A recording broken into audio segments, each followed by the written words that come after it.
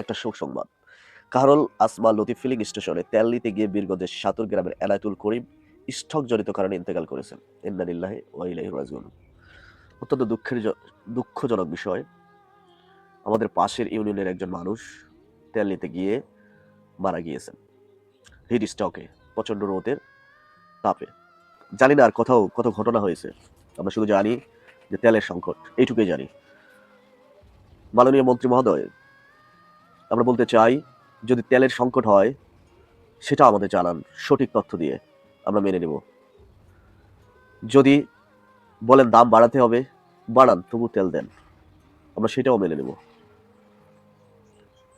কিন্তু পূর্বের যে শেখ হাসিনা সরকার ছিল, তারাও এই মিথ্যা আশ্বাস দিছিল। মিথ্যা আশ্বাসের কারণে এ দেশ ছেড়ে চলে গেছে। আমরা চাই না আপনারা মিথ্যা আশ্বাস দিয়ে আমাদের বিভ্রান্ত করুন। আমরা চাই যেইটা প্রকৃত ঘটনা, যেটা যেইভাবে ঘটছে সেটা সেইভাবেই বলুন। জনগণ চায় সত্য জিনিসটা। আপনি বলছেন তেলের কোনো ঘাটতি নাই, তেলের দাম বাড়ানো হবে না, তো তেল পাচ্ছি না কেন আমরা? 200 টাকার তেল নিতে 6 ঘন্টা দাঁড়িয়ে থাকতে হয়, তার মধ্যে মারামারি তো ফ্রি। যদি তেলের সংকটে হয় তো বলেন আমাদের, আমরা সেইভাবেই চলবো। 1971 সাল থেকে এই দেশের জনগণ রক্ত দিয়েছে, রক্ত কি দিতেই থাকবে। কিসের জন্য রক্ত দিয়েছে?